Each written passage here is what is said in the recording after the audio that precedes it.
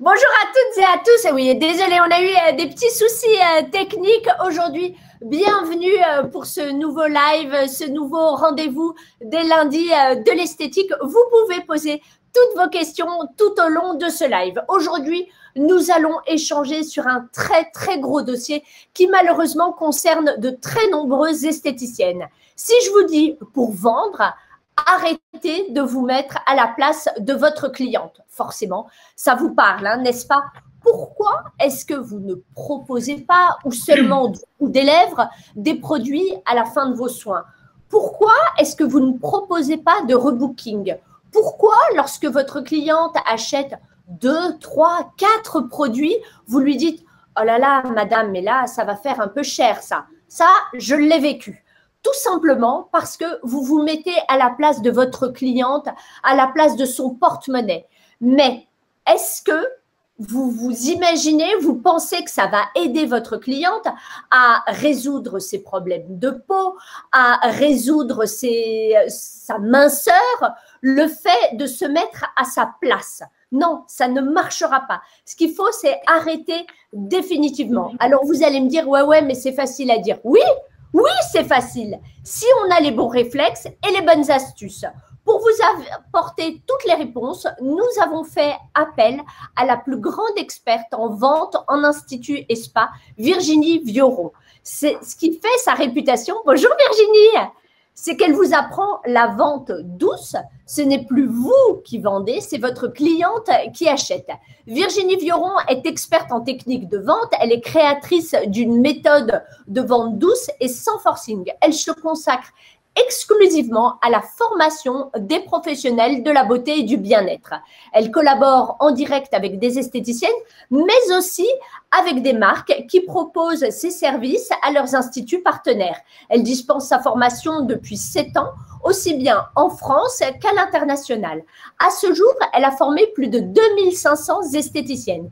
Et depuis le confinement, elle propose sa formation sous forme de 2 modules de 4 heures le lundi matin de 9 h à 13 h. C'est une formation en direct et hyper interactive. À ses côtés, nous accueillons Karine Bourguin, bonjour, qui est esthéticienne depuis 17 ans. Elle est gérante de l'Institut de beauté Secret d'Ève qu'elle a repris il y a 8 ans.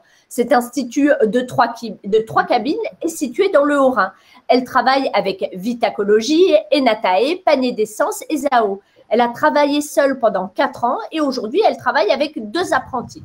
Donc, je disais, Karine, que vous avez repris cet institut il y a 8 ans. Les tarifs que votre ancienne collègue pratiquait étaient avec une marque que vous estimiez trop élevée en termes de tarifs. Et pourtant, l'institut fonctionnait. Alors, c'est quoi le problème? Pourquoi est-ce que vous n'arriviez pas à les vendre? Oui, il fonctionnait avec la marque la précédente, mais ce qui me bloquait, c'est littéralement, c'était les prix en fait. Je me mettais à la place de la cliente. D'accord. Vous m'avez dit en préparant ce live que les produits ne correspondaient pas à votre clientèle. Pourquoi? Je suis située dans un village en fait, et pour moi, c'est plutôt une marque de ville en fait, celle que la précédente avait utilisée. Moi, je me serais pas permise en fait d'acheter un sérum pour 70 €. Donc, si moi, je me permettais pas d'utiliser voilà. Donc, je ne vois pas comment la cliente aurait pu acheter elle-même un sérum à 70 € par exemple. D'accord. Alors, vous avez attendu longtemps, très longtemps avant de changer de marque. Pourquoi est-ce que vous l'avez pas fait avant? J'étais novice, j'étais un peu bornée. Je me suis dit, si la précédente, elle a réussi avec l'ancienne, enfin, avec la marque, voilà. Pourquoi moi, j'y arrivais pas? Après, j'avais pas tellement fait de comparatif avec les ventes qu'elle faisait. Voilà. Et après, il y a le commercial Vitacologie qui est arrivé. Et du coup, là, ça a été une révélation, en fait, pour moi, quoi, du coup. Vous m'avez dit également que vous n'aviez pas appris les produits de votre marque précédente. Non, je connaissais la base, en fait, une crème hydratante, nourrissante, mais pas les principes actifs, en fait. Et grâce à la formation de Virginie, du coup, elle nous explique, en fait, comment faire et comment facilement, en fait, les apprendre. D'accord. Et ça change quelque chose de connaître bien ces produits? Bah, c'est la base. Comment voulez-vous vendre en fait vos produits si vous connaissez pas les principes actifs, par exemple, ou l'efficacité, voilà, sans la tester. D'accord. Quel frein est-ce que vous aviez, vous, par rapport à vos clientes? Vous vous disiez quoi? Bah, par exemple, quand elles étaient jeunes, je me disais qu'elles n'avaient pas forcément le budget, donc je proposais pas. J'attendais que la cliente, elle me demande par elle-même. J'avais pas… Voilà, il y avait toujours un prétexte, en fait. D'accord. Mais pourquoi est-ce que vous attendiez? J'avais pas envie de les déranger. Je me disais, en fait, elles venaient là pour une prestation. Si elles mes crèmes, en fait, elles viendraient d'elles-mêmes, etc. En fait, si la cliente souhaitait avoir une crème, elle me demanderait tout simplement, en fait. Mais alors, du coup, on imagine que vos chiffres n'étaient pas extraordinaires. Face à ça, vous disiez quoi? Oui, les chiffres, ils n'étaient pas très bons en vente, mais c'est vrai que je me suis sortie que des petits salaires. Je me disais peut-être que c'est parce que j'avais trop de charges. Je voyais pas tellement plus loin que le bout de mon nez, en fait. Je me disais que, enfin, voilà, je cherchais pas plus loin, en fait. Ah ouais, donc en fait, c'était forcément la faute des charges, d'autres choses, mais pas en aucun cas à la vente de produits.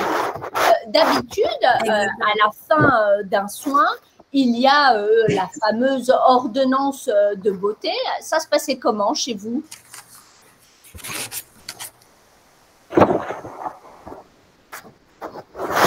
Vous disiez l'ordonnance beauté? Oui, l'ordonnance. À la fin du soin, oui.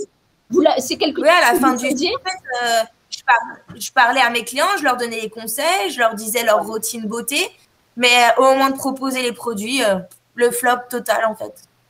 Ah d'accord, donc quand même, vous proposiez, mais ça ne fonctionnait pas. Non, j'avais pas la bonne méthode, en fait, tout simplement, en fait. Mais et qu'est-ce que vous vous disiez? Je ne sais pas vendre, oui, ma cliente, elle a raison, elles ne veulent pas acheter chez moi, elles n'ont pas assez d'argent. C'est ça, je me mettais en fait des freins à moi toute seule, en fait. Je me disais que soit les crèmes, elles étaient trop chères, soit elles n'avaient pas de budget, en fait. Je me mettais à leur place, mais en fait, au fur et à mesure de discuter avec elles, je me rendais compte qu'en fait, elles les achetaient ailleurs. Donc, pourquoi pas chez moi, en fait. Donc, c'est-à-dire que vous n'osiez pas proposer, même un tout petit peu insister, même si vous étiez sûr de la qualité de vos produits et des effets que vous pourriez obtenir sur la peau de votre cliente. Exactement. Je me dis non, je proposais pas, en fait. Non, j'osais pas, en fait. J'avais pas envie de les déranger, en fait. D'accord. Virginie, quel est le constat qu'on peut faire aujourd'hui par rapport aux esthéticiennes et à la vente? Alors, le constat aujourd'hui, Laure, ce que je remarque, c'est que les esthéticiennes ne vendent pas suffisamment de produits pour avoir de beaux bénéfices. Elles sont très à l'aise en vente de prestations, mais en vente de produits, elles sont complètement perdues. Et encore, quand je vous dis qu'elles sont très à l'aise pour les ventes de prestations, quand il s'agit de cures qui peuvent atteindre des 1000, des 1800 €, là, c'est la même chose. Panique à bord, on ne sait pas faire, on se met à la place de la cliente et on n'ose pas proposer. D'accord. Pourquoi? Alors, dans la logique, c'est l'inverse qui devrait se produire. Parce que quand on réfléchit, vendre une crème à 90 € qui va avoir comme bénéfice pour la cliente 3 mois d'utilisation, ça devrait être beaucoup plus facile que de vendre une prestation à 90 €, un soin visage par exemple, qui va durer 1 heure. Ben non, pour elle, c'est le contraire. D'accord. Mais alors pourquoi, avec toute l'expérience que vous avez, les 2500 esthéticiennes que vous avez formées, pourquoi est-ce que les esthéticiennes n'osent pas vendre? Il y a plusieurs raisons. La première, on pourrait dire, c'est la peur du refus. Elles détestent le non. Elles pensent que si elles proposent un produit et que la cliente leur dit non, elles ont tout perdu, elles ne savent pas faire et c'est l'angoisse totale. Donc, elles hésitent à proposer. Le deuxième point, ça va être, pardonnez-moi, ça va être ne pas savoir répondre aux objections. Ça aussi, ça les panique. Une objection, pour elles, c'est un non et elles laissent tomber. Enfin, elles n'ont pas de méthode. La seule méthode de vente qui aide, c'est une méthode scolaire qui ne vaut plus du tout, qui n'est plus du tout d'actualité. elles essayent de se débrouiller avec ce qu'elles ont appris à l'école, elles pensent comprendre et elles n'y arrivent pas. Et enfin, le principal objection, c'est que le principal problème, pardonnez-moi, c'est qu'elles se mettent à la place de la cliente. Et elles pensent que leurs clientes n'auront jamais les moyens financiers de s'offrir tel ou tel produit, telle ou telle prestation, ou telle cure. Elles n'osent pas. D'accord, vous faites quand même un tableau qui est quand même un petit peu noir. Comment est-ce que vous expliquez ce constat? Eh bien, moi, je forme environ 300 esthéticiennes par an. Alors, pourquoi je vous dis ça? Tout simplement parce que j'ai un regard assez global sur le monde de l'esthétique. Et ce que je constate, c'est que la plupart, évidemment pas toutes, et heureusement, mais la plupart des esthéticiennes ne se considèrent pas comme chefs d'entreprise, avec comme objectif principal la rentabilité de leur affaire. Elles vont confondre chiffre d'affaires et bénéfices. D'accord. Vous nous faites un petit rappel sur ce qu'est, c'est quoi la différence entre chiffre d'affaires et bénéfice pour que ce soit bien clair? Voilà. Alors, avec plaisir. C'est très simple.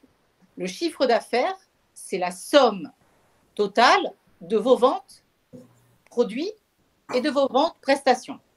Bien. Le bénéfice, ça va être la somme, cette somme-là, sur laquelle vous allez déduire toutes vos charges. Loyer, EDF, salaire, comptable, nettoyage du linge, et j'en passe. Les charges moins le chiffre d'affaires égale ce qui vous reste, le bénéfice. Et entre nous, on n'est plus du tout sur la même somme. Hein. Non, malheureusement. On l'a vu avec Karine, le problème des esthéticiennes, c'est qu'elles sont gentilles, très, très, très gentilles, avec énormément d'empathie. On fait quoi dans ces conditions-là? Alors, c'est un peu touchy. Hein. La question est fragile. Pourquoi? Parce que vous êtes proche de votre cliente, c'est clair. Mais ne faites pas trop dans le sentimental. N'oubliez pas qu'à la fin du mois, c'est vous qui allez payer les factures. C'est vous qui payez les salaires. Il faut gagner de l'argent. Vous ne travaillez pas pour ne pas gagner d'argent et ne pas avoir de salaire. Donc, l'idée, c'est vraiment de réussir à la fois à être proche de sa cliente sans perdre à l'esprit que vous devez honorer vos factures. Et la méthode que je propose, c'est une méthode de vente qui est douce, qui respecte le choix de la cliente et qui va vous permettre de vendre facilement sans état d'âme. Oui, mais c'est normal, non? On le sait, en tant que cliente, on se confie quand on est dans le petit écrin protecteur de la cabine et forcément, l'esthéticienne ne peut avoir que de l'empathie pour sa cliente dans ces conditions, non? Eh ben, oui et non. C'est-à-dire que oui, d'un certain côté, on doit être proche de sa cliente, mais non, parce que vous êtes chef d'entreprise et que vous avez une affaire à tenir. Alors, c'est vrai que la proximité de la cabine, que le côté intime de la cabine, on est proche des confidences, on se sent proche de sa cliente.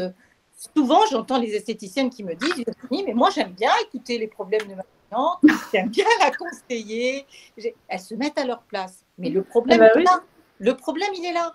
C'est que si votre cliente vous dit « j'ai mes impôts, j'ai ma voiture qui est cassée, j'ai des problèmes de rentrée scolaire, ça va être compliqué ce mois-ci. » Bref, l'esthéticienne a tendance à compatir, à se mettre à la place de la cliente et se dire si elle a des problèmes d'argent, je ne vais pas lui proposer un produit. Ce n'est pas possible. Elle n'acceptera jamais de l'acheter. Enfin, c'est pas normal, c'est pas logique. Mais alors, vraiment de façon très concrète, quand la cliente commence à s'épancher sur sa vie intime et tous ses problèmes, comment est-ce qu'on fait pour garder la distance et rester professionnel et penser en tant que chef d'entreprise?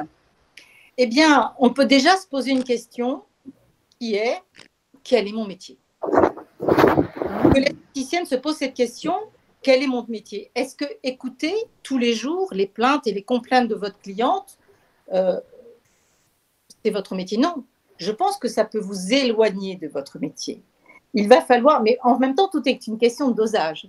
Si, pendant la prestation, 100% de votre temps, vous passez à écouter votre cliente sur ses problèmes personnels, comment voulez-vous faire votre métier? Ce n'est pas possible. Donc oui, on l'écoute un peu, mais attention, revenons vite sur le cœur de notre métier.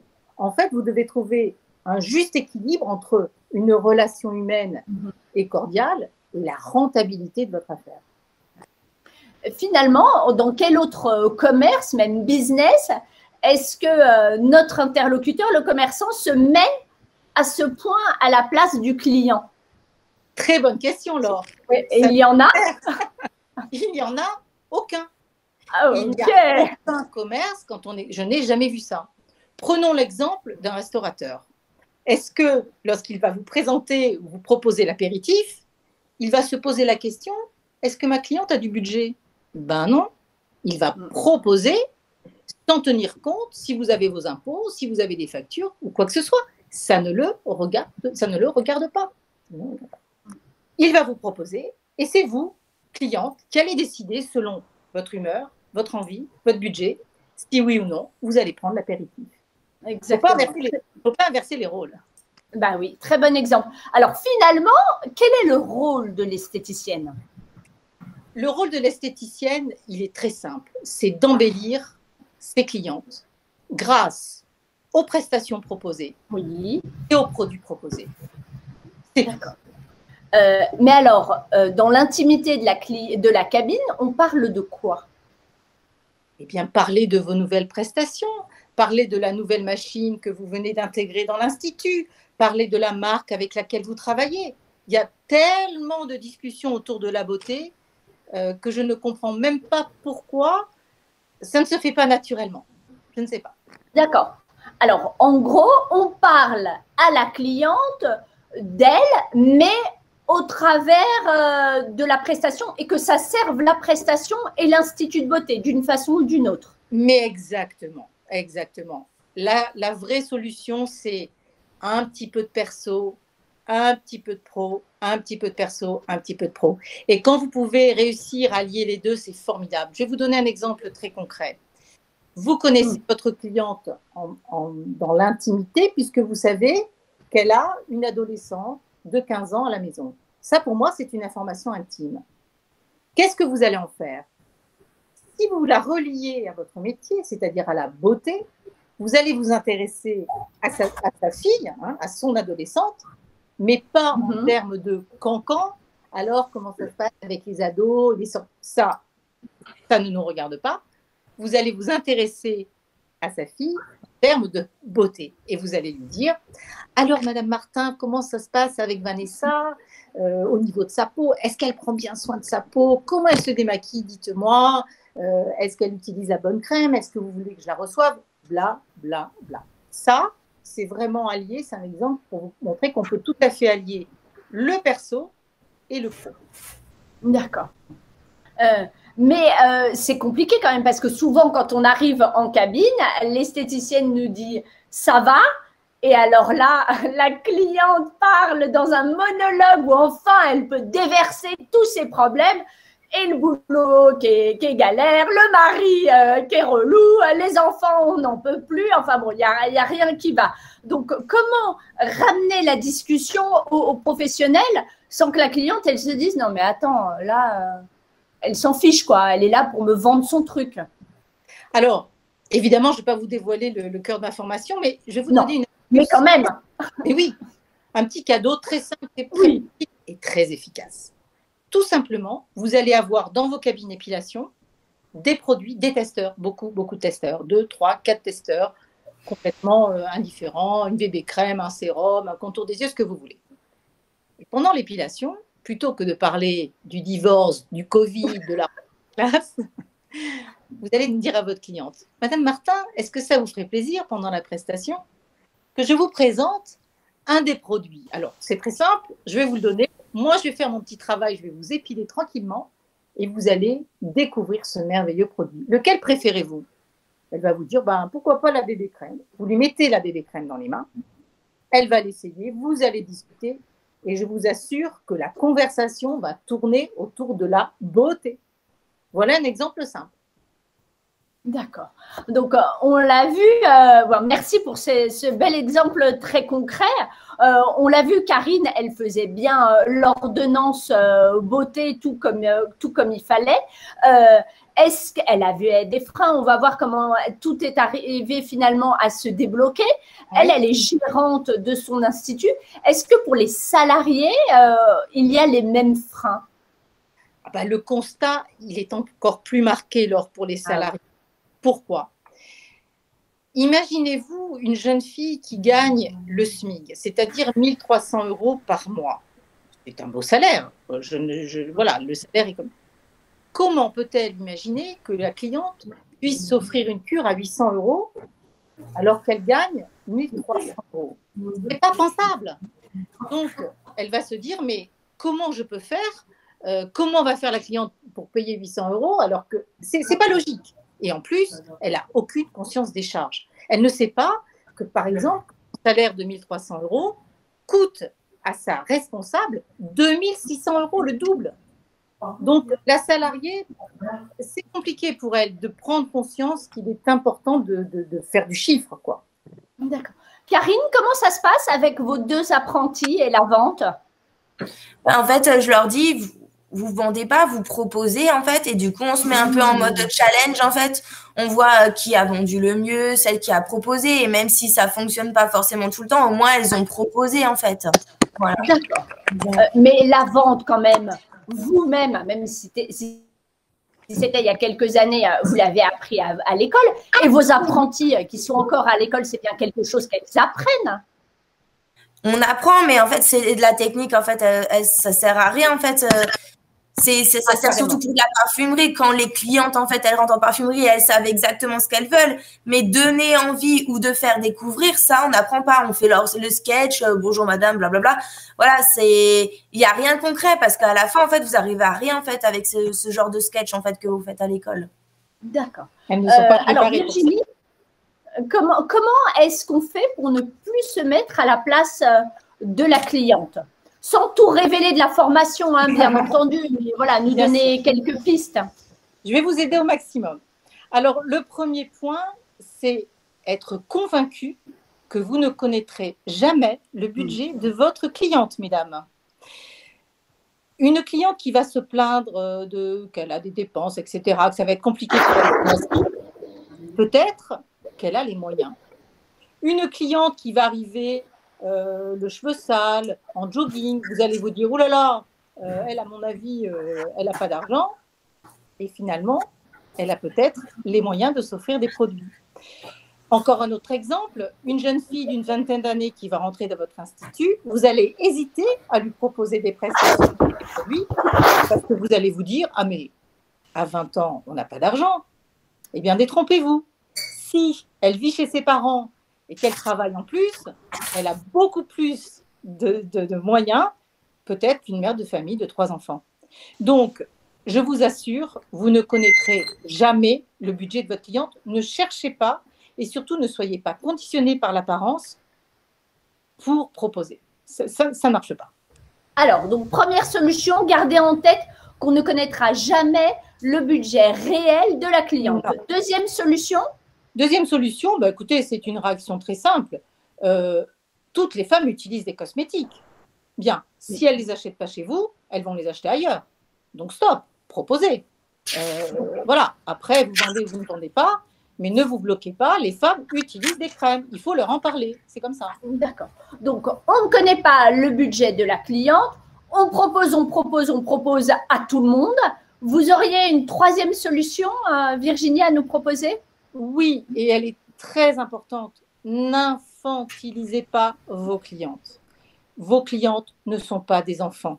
Ce sont des femmes majeures en principe, responsables, qui connaissent leur salaire, qui connaissent leurs charges, qui savent où elles mettent les pieds dans un institut, qui a telle marque, qui a elles connaissent le prix de vos prestations. Elles savent ce qu'elles font. Donc, arrêtez de penser à leur place et de les considérer comme des enfants qui ne savent pas réfléchir. Non, ce sont des femmes adultes, considérez-les comme telles. On va revoir toutes les étapes de la vente, étape par étape, sans se mettre à la place de la cliente. Alors, l'accueil, la prise de rendez-vous, ça se passe comment? Eh bien, déjà, la petite astuce que je pourrais vous donner pour une prise de rendez-vous, c'est d'essayer de proposer plus de prestations que ce qu'elle a envie d'avoir. Je m'explique. Une cliente qui va prendre rendez-vous pour une épilation de mi-jambe. Soit vous ne faites rien de particulier, vous prenez le rendez-vous et c'est terminé. Soit vous ne vous bloquez pas et vous vous dites peut-être qu'elle a plus de moyens, je vais lui proposer plus de choses. Alors, c'est ce que j'appelle dans ma formation les petits plus. Ce sont des prestations complémentaires à la prestation initiale. D'accord. Vous pouvez nous donner un exemple concret de petit plus qu'on pourrait proposer? Tout à fait. On va garder l'exemple de la cliente qui vient pour une épilation de mi-jambe. Eh bien, pourquoi pas lui proposer la pose de gants hydratants? Alors, évidemment, il faut les avoir, évidemment, mais proposer la pose de gants hydratants pendant l'épilation, ou bien l'application de patch contour des yeux pendant l'épilation. Imaginez qu'elle prenne ces deux petits plus, ces deux prestations, eh bien, ça va rentabiliser encore plus votre épilation. Et très facilement, sans prendre de temps. En plus. Karine, depuis le mois de septembre, vous proposez la lumière pulsée. Mais quand même, c'est cher la lumière pulsée. Ça ne vous pose pas de problème, ça, de proposer une prestation chère? Ben non, depuis que j'ai fait la formation, en fait, avec Virginie, cher, ça veut rien dire. Comme dit, il ne faut pas du tout se mettre à la place de la cliente. Si vous êtes sûr de votre prestation, si vous êtes sûr de votre produit, une fois que vous avez fait la formation, ça glisse, ça passe tout seul, en fait. Vous proposez, vous savez que c'est la dépile, c'est certes, c'est un budget, mais en fait, les clientes, elles l'ont utilisé pendant des années, en fait, ce budget. Donc, au lieu de l'étaler sur 3 ans, ils vont l'étaler, en fait, sur 18 mois. Et en fait, après, une fois, ça sera terminé. Et du coup, elles auraient ce budget, en fait, pour plutôt un soin visage ou un soin corps ou une manucure. Voilà, il y a plein de choses. D'accord. Voilà. C'est Virginie qui vous a donné cet argument? Oui, bien sûr. D'accord. Donc, ces tarifs-là qui sont importants, vous les proposez parce que vous avez fait la formation avec Virginie. Avant, vous n'auriez pas pu les proposer?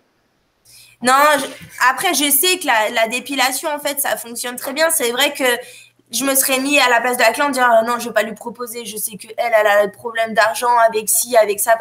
Effectivement, là, maintenant, j'ai plus simple, en fait. Je me crée plus de blocage, en fait, à me dire, ouais,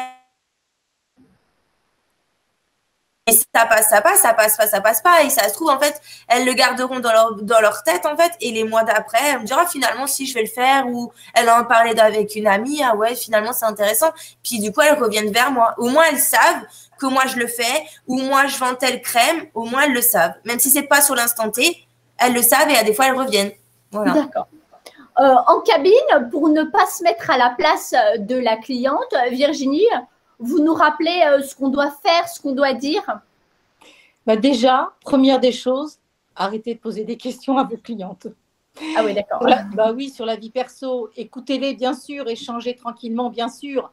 Mais si vous êtes, alors Madame Martin, vous en êtes tout dans votre divorce? Il y en a pour 3/4 d'heure et c'est vous qui allez instaurer la discussion. Donc après, il ne faut pas vous plaindre. Donc évitez, allez-y tranquillement quand vous posez des questions perso. Vous savez que la réponse peut durer tout le temps de la prestation. C'est dommage. Alors après, ça va être à vous de décider de la discussion que l'on va avoir en cabine. Si vous souhaitez du perso, ben, allez-y, mais je ne peux rien faire pour vous. Sinon, dirigez-la vers votre métier, vers le monde de la beauté. Et là, mais vous avez un champ énorme de possibilités. Je me répète, mais vous venez d'entrer une nouvelle machine.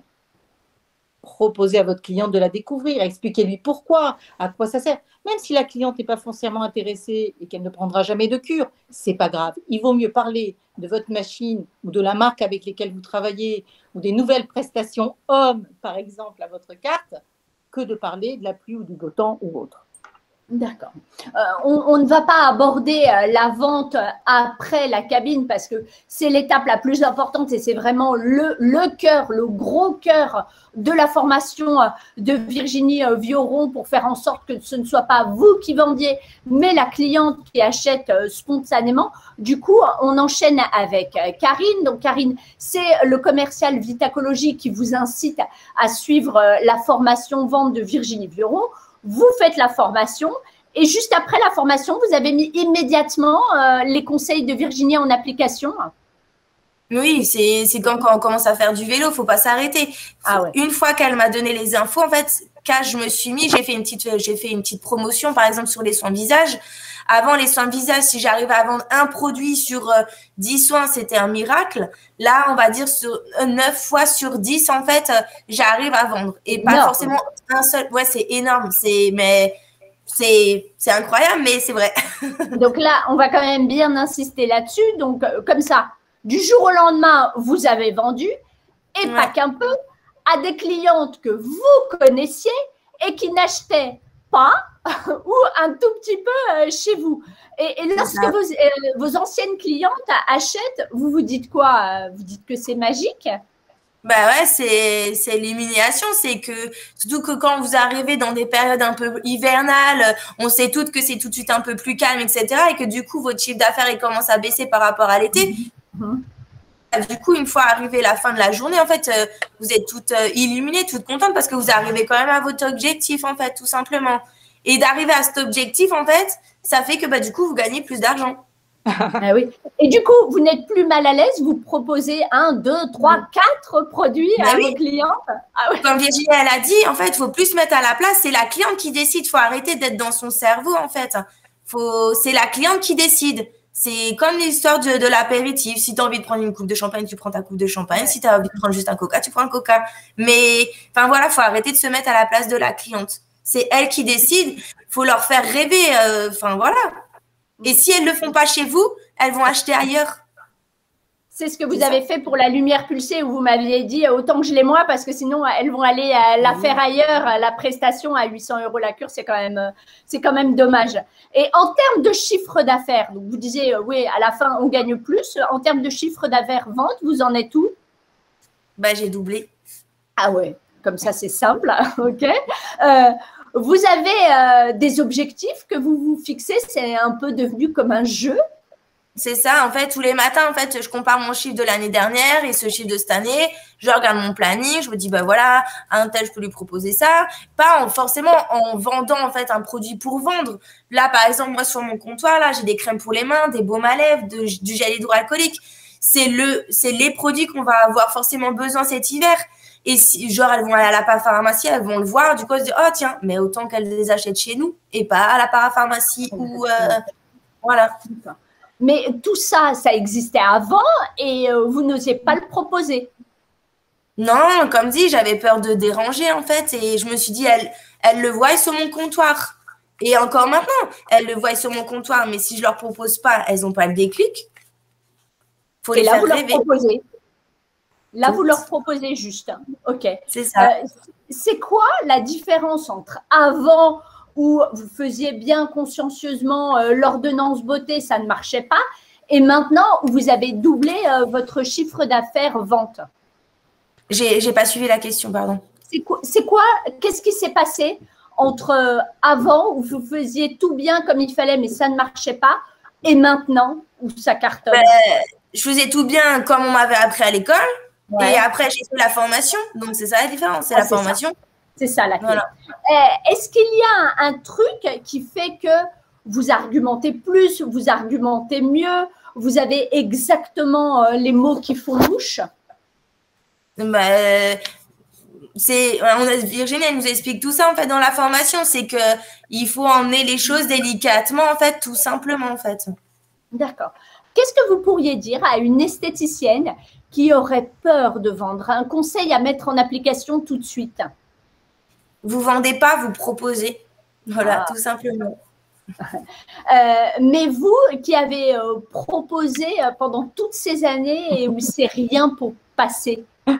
Mais il y a proposer et proposer en fait, parce que vous dites ouais, je vais proposer à elle. Non, mais elle, je vais pas la déranger. Elle, non, elle a pas d'argent. Il y a proposer et proposer. Si vous proposez à une cliente sur la journée, bah c'est sûr, hein, vous avez une chance sur 10. Mais si vous proposez à 10 clientes, vous avez eu 10 chances sur 10. C'est clair, ok. Comment s'est passée la formation avec Virginie? Du coup, la formation, elle se fait en visio, en fait. Soit vous la faites chez vous, soit là où vous voulez, en fait. C'est 2 lundis matin de 9h à 13h, si je dis pas de bêtises. Ouais, c'est ça. Ouais. Voilà. Vous êtes tranquillement, en fait, dans votre petite cabine ou chez vous, sur votre petit canapé, avec la petite tisane. Vous êtes tranquille. Toutes les heures, en fait, on s'arrête faire une petite pause. Franchement, la visio, j'étais pas trop motivée à la base. Et finalement, ça s'est super bien passé. On arrive quand même à poser ces questions chacune après l'autre et tout. Enfin, non, c'est nickel. Hein. C'est parfait. Dernière question et on vous libère parce que vous avez une cliente qui vous attend et qui attend d'acheter tous vos produits. Qu'est-ce que vous pourriez dire à une esthéticienne qui hésiterait à suivre une formation vente avec Virginie Vioron? On a toute une cliente, en fait, où elle n'achète jamais, en fait. Là, ça va être le déclic. En fait, vous n'avez rien à perdre. La formation, elle est à 300 €. Vous avez 120 € en fait qui est remboursé via le FACA. Il vous reste 180 € à votre charge. Ces 180 € en 2 jours, vous l'avez rentabilisé. Ça va illuminer votre journée et vous allez faire de la vente. Je vous dis, par les périodes qui commencent en hiver à être plus calmes, etc. La formation, elle va être… Et ça n'a rien à voir avec l'école. Ça ne sera pas du tout du forcing. Vous allez… Enfin, voilà, faites-la. Il y a pas photo. Vous y perdez en rien du tout. Que du bonheur. Que des astuces. Voilà. Merci. Merci, Karine. Merci beaucoup d'avoir partagé tout ça avec nous. Et puis, bravo. Bravo pour avoir passé le cap, d'oser se former et puis de faire votre métier d'experte de la beauté et d'apporter des résultats à vos clientes. Merci beaucoup, Karine. Vous pouvez vous déconnecter, on vous libère. Virginie, au revoir. On continue ensemble. Alors, il n'y a pas de questions, il n'y a que des commentaires dithyrambiques vantant tous les bienfaits de votre formation et à quel point c'est super, c'est sympa, c'est facile. Voilà. C'est facile que la cliente achète et que ce ne soit plus l'esthéticienne qui vende. Donc, le mot de la fin, il est pour vous. Quel conseil est-ce que vous pourriez donner à une esthéticienne qui aurait peur de vendre? Le conseil à mettre en application là tout de suite. Oh, il est très simple. Hein. Osez. C'est vraiment le maître mot. Osez proposer vos cures. Osez proposer vos prestations. Osez proposer vos produits sans tenir compte des complaintes de votre ou de vos clientes. Au pire, que risquez-vous? Qu'elles n'achètent pas? Est-ce que c'est grave? Ben non. Vous savez, ne pas acheter fait partie du jeu de la vente. Il faut l'accepter. On ne peut pas vendre à tous les coups. En revanche, si vous ne proposez pas, parce que vous pensez que la cliente n'a pas les moyens ou autre, alors pour vous, c'est vraiment l'assurance de ne rien vendre. C'est dommage. C'est dommage, c'est clair. Ah oui, vous avez complètement raison. Et puis, c'est une question de priorité aussi. Regardez un petit exemple tout simple. Vous proposez d'acheter quelque chose. Allez, un abonnement aux nouvelles esthétiques, 49 €. Ah non, c'est cher. Ah non, c'est trop cher. Non, je ne peux pas. OK. Mais alors, madame, je vous propose l'iPhone 12, non pas à 1 000 €, mais à 600 €. Vous le prenez? Ah bah oui, je le prends tout de suite. Bon, ben voilà. Tout est question de priorité. Mille merci, Virginie, pour votre générosité, pour avoir dévoilé quelques minuscules secrets de votre formation. C'est vous dire si la formation de Virginie Vioron est richissime et débordante de conseils pratiques à mettre en application. Et on l'a vu, l'exemple de Karine, il est flagrant. Mais des exemples comme ça, il y en a à la pelle. Merci beaucoup, Virginie, et à très bientôt dans les pages des Nouvelles Esthétiques et sur la scène du Congrès. Merci beaucoup, Virginie. Vous pourrez revoir ce live sur la page Facebook des Nouvelles Esthétiques, mais également sur notre page YouTube. Lundi prochain, c'est férié, mais On ne vous abandonne pas pour autant, ça jamais de la vie. Vous aurez l'opportunité de découvrir l'une des conférences qui s'est déroulée au congrès. Il s'agit de la conférence de Kimberly de Pernay, qui est la gagnante du concours de l'esthéticienne de demain 2021. Elle vous expliquera tout. Comment être une esthéticienne 2.0? Quelles sont les clés de la réussite aujourd'hui? Et nous, on se retrouvera le 8 novembre pour un live traditionnel autour de 3 esthéticiennes qui ont des profils hyper différents. Elles ont un point commun, la technologie a changé leur vie radicalement. Je vous embrasse et je vous dis à très bientôt. Au revoir.